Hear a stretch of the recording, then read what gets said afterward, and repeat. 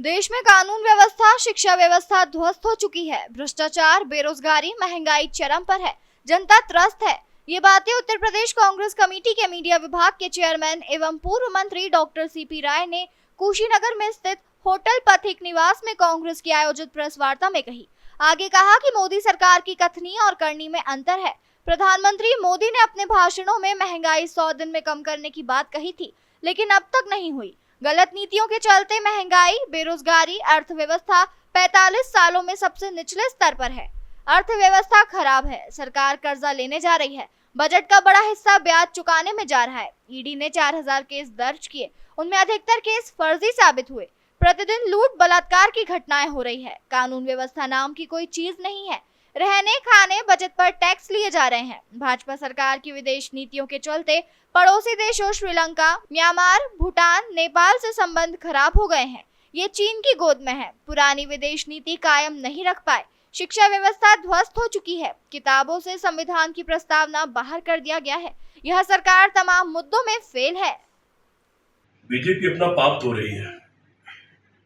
BJP के आका लोगों ने तिरंगा जलाया था।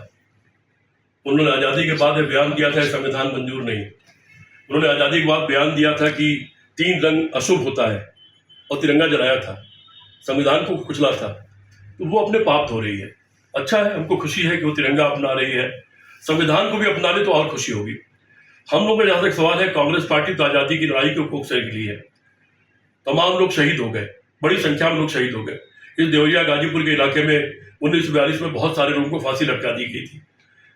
इसी इलाके का बलिया, उसने अपने को स्वतंत्र घोषित कर दिया था और कई जगहों पर लोगों ने स्वतंत्र घोषित कर दिया था। बाद में फौज ने आकर के उस पर कब्जा किया था। तो कांग्रेस पार्टी में तो नेहरू जी से लेकर सारे लोग, सुभाष चंद्र बोस शहीद हो गए, भगत सिंह शहीद हो गए, चंद्रशेखर आजाद शहीद हो गए, बिस्मिल शहीद हो गए, तमाम लोग शहीद हो गए। नेहरू जी ने 9 साल जेल काटी। तो कांग्रेस पार्टी के लिए उन दिनों को याद करना, उसका मकसद सिर्फ ये होता है कि देश की जनता को ये याद रहे कि आजादी मुफ्त में नहीं मिली है। Freedom is not free. ये देश के हर नागरिक, हर बच्चे को पता होना चाहिए। मैं तो ये चाहूंगा कि अगर मेरी सरकार आए तो मैं किताब के पहले पन्ने पर यह लिखवा दूंगा, फ्रीडम इज नॉट फ्री। आजादी मुफ्त नहीं होती। आजादी मुफ्त नहीं होती तो क्यों नहीं होती, उसको बताना जरूरी है। तभी बताना जरूरी है कि 23 साल के भगत सिंह से कहा गया माफी मांग लो, और भगत सिंह ने कहा माफी नहीं, फांसी मंजूर है। मेरे खून का एक एक कतरा देश की आजादी के जंग में नया रंग भरेगा। तो उस तरह के लोग, बिस्मिल साहब ने अपना खुद काकोरी कांड के बारे में पढ़ेंगे तो राम प्रसाद बिस्मिल ने अपना मुकदमा खुद लड़ा। उनको कहा गया वकील ले लो, बोले मैं खुद लड़ूंगा। सरकार घबरा गई। उन्होंने जो पहले दिन लिख करके तमाम तर्क दिए तो जज को घबरा गए कि इनको तो बरी करना पड़ेगा। तो फिर उनको मजबूर किया गया एक वकील लेने के लिए। और फिर बाद में उन लोगों को, कुल 10 लोग उस कांड में थे, काकोरी कांड में, लेकिन 40 लोगों को गिरफ्तार किया गया, 4 लोगों को फांसी दी गई और 16 लोगों को सजा अन्य लोगों को दे दी गई। तो वो काकोरी कांड के सारी ये कांड, इनको मनाना और इनको याद करना। अगर उसको याद करना है बीजेपी को तो सिर्फ झंडे से नहीं होगा। काकोरी में जाए और वहां जाके माफी मांग के आए। काकोरी लखनऊ के बहुत पास है, दूर नहीं है। जो दूर रहते हैं वो जहाज से आ जाए, जो लखनऊ में है वो अपनी गाड़ियों से चले जाए और काकोरी के शहीद स्थल पर जाकर के माफी मांग के आए। हम लोग अभी 6-7 दिन पहले गए थे, मैं और मेरे अध्यक्ष अजय राय जी, हम लोग वहां पर गए थे।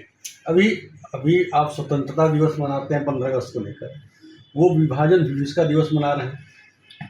वो सिर्फ नेगेटिव, मैंने थोड़ी देर पहले कहा कि वो नकारात्मक लोग हैं। विभाजन विभीषिका दिवस क्या विभाजन? विभाजन कराने के जिम्मेदार कौन थे? कौन सरकार में शामिल थे मुस्लिम लीग की? सिंध की सरकार में और बंगाल की सरकार में श्यामा प्रसाद मुखर्जी की पार्टी और जिन्ना की पार्टी शामिल थी। और सिंध में पहला प्रस्ताव पास हुआ था विभाजन का। सावरकर ने 2 नेशन की थ्योरी सावरकर ने दिया था, कांग्रेस ने नहीं दिया। कांग्रेस ने अंतिम समय तक कोशिश की कि विभाजन रुक जाए, लेकिन हालात ऐसे बने कि उसको स्वीकार करना पड़ा। गांधी जी ने तब भी कहा, आप लोग मालूम है कि नहीं मालूम है, पाकिस्तान में एक घर है जो गांधी जी के नाम पर संरक्षित है और गांधी जी ने कहा था वहां जाया करूंगा।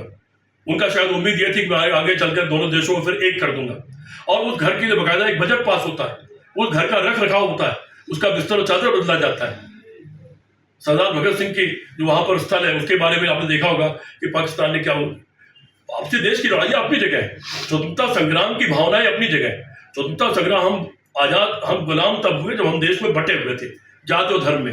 हम आजाद तब हुए जब हम जात और धर्म में हम सब मिलकर एक हो गए और एक होकर के हमने 8 अगस्त को बम्बई में हमने कहा अंग्रेजों भारत छोड़ो, तब हम आजाद हुए।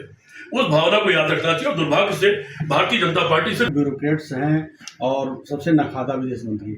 अभी कुछ दिन पहले आपके विदेश मंत्री नटवर सिंह हुआ करते थे, जो भी एक विदेश सचिव हुआ करते थे, तो फिर क्या अंतर हुआ? नटवर सिंह के टाइम में भी आपको ध्यान होगा कि लंका हो गया था। मैं उनको भी अच्छा विदेश मंत्री नहीं मानता था। ये मेरा अपना विचार है एक लिखने पढ़ने वाले आदमी के रूप में, और मैं इनको भी अच्छा विदेश मंत्री नहीं मानता हूँ।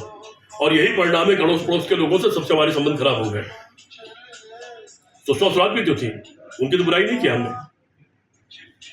सर, जातीय जनगणना